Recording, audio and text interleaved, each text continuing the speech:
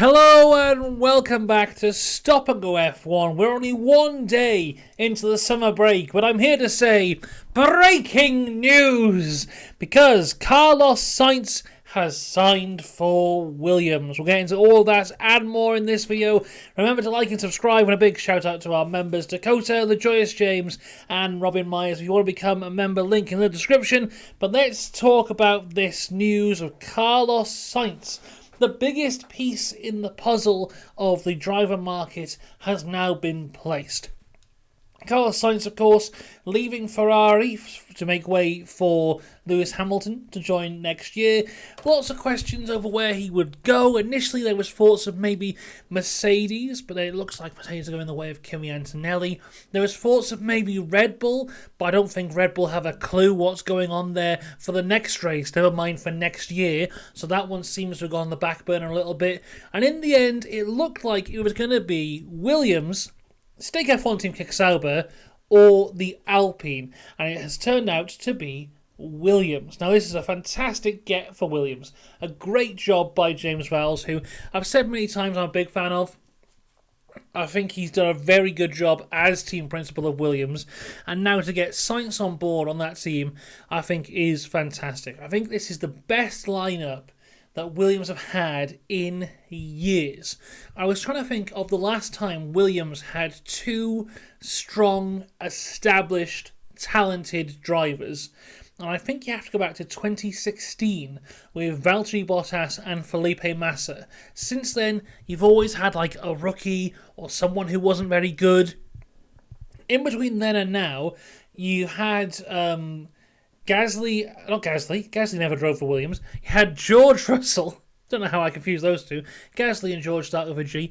George Russell and Robert Kubica for 1 year. But, Kubica was come back from the injury and wasn't to his full ability. And Russell was a rookie, so, wasn't established at that time.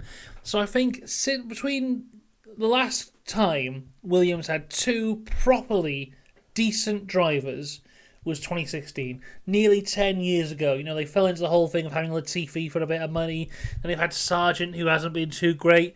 This is a great driver lineup for Williams.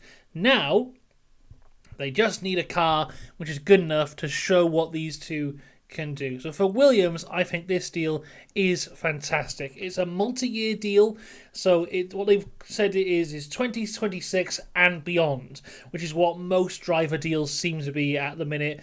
Not many drivers going for a 1-year deal because of the whole thing with the regulation of 2026. I think people kind of want security to get there, and then they can make their choices.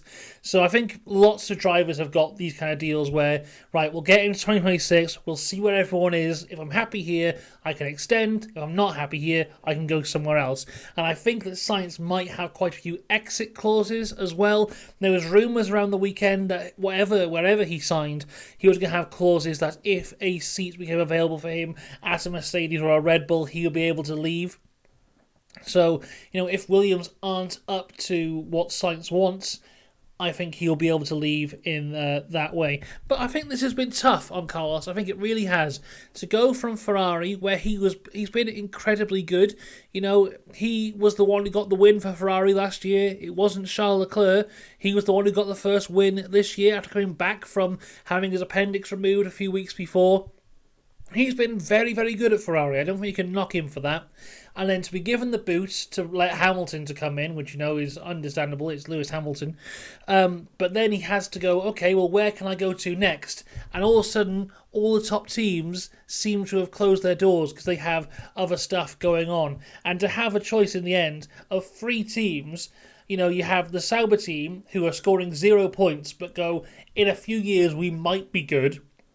You have the Alpine team who are scoring points, but week to week you have no idea who their team principal is. And then you have Williams, who, they aren't as good as Alpine this year, but they're better than Sauber, and they seem the most steady. There's no real issues behind the scenes in terms of Williams. So Williams, I think, out of the 3 options he had, they were the one right down the line. They're scoring the middle amount of points, and they have the middle amount of stability. Alpine have very bad stability. Sauber going to Audi might be good, it might not be good. Williams is the safe option for Sainz. I think that's what he's gone for there, and we'll have to see how that plays out. Let's save a thought, though, for Logan Sargeant. Now, I have been critical of Logan Sargeant over the last couple of years, mainly because he's not very good. But it doesn't matter how you feel about him as a driver or as a person or whatever it might be, there's still a level of respect that you have to have that I think Williams have not had for Logan Sargeant. I'm not referring to the whole thing in Australia where, this chassis was broken and then he had to give his chassis to Albon. Now, let's put that to the side because not talking about that at the minute. But with most teams, when you're letting one driver go, and then oh my god, sorry, I've got the Olympics on the background. A Japanese guy's fallen off the pommel horse. There's new breaking news for you. Anyway, back to Formula 1. When you have a guy who's leaving a team to let the new guy come in, the normal thing that you do is announce that the first guy is leaving and then announce the new guy is coming in. That's what we saw with Haas. Was it last week? When, they announced Magnussen's leaving. A few days later, they announced Ocon's joining. Sometimes it can even be minutes apart. This guy's leaving, this guy's joining. And when this guy's leaving, thank you for all you've done over the last few years or however long it's been. Williams have not announced that Logan Sargeant is leaving the team. They have just gone, Carlos Sainz is here, everybody. So, it's disrespectful. And it doesn't matter that Logan Sargeant hasn't been very good. He still worked hard for the team. He's still got in the car every weekend, apart from Australia, and, tried his best. F1 is a dangerous sport. We've seen that. He's still put his body on the line here.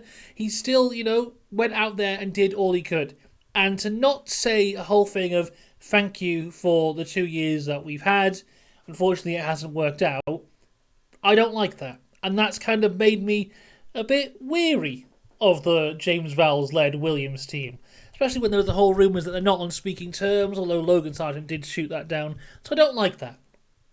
I don't think Logan will be in F1 next year, because I don't think any team will want him. The rumour at this point is that he's going to IndyCar, which I think will be a great fit for him. Apparently, Prema have got an IndyCar team coming in, and they want him there. So hopefully that will work out for him, and I think that's where we will see him next year. I think Logan Sargeant in Formula 1 is done for now. But that aside, this is great for Williams. Hopefully they have a car which is good enough. Hopefully going into 2026 they'll have a car which is even better. Sainz, I think, will have one eye everywhere else during these next 2 years. He'll definitely have one eye on Red Bull right now because who knows what's going on there. I think we'll see more about that as the week goes on. But yes, this is the first breaking news video of the summer break, and I don't think it's the last one because, as I said, he was the biggest puzzle piece. With all these teams going for this one guy, now Alpine and Sauber know that Sainz isn't going for them. They can do whatever they want to do with the rest of the drivers, and they can start announcing stuff themselves. So I wouldn't be surprised if we had a few more driver announcements as we go through the weeks of the summer break, which is something to look forward to. Let me know what you think of this Sainz to Williams. The driver ratings video will be out very soon, or is already out, depending on how long it takes to upload this video, so check that one out. Apart from that, I will see you on Saturday for just the generic weekly news video, unless any more breaking news arrives. Until then, though, have a good one. I'll see you later. Goodbye.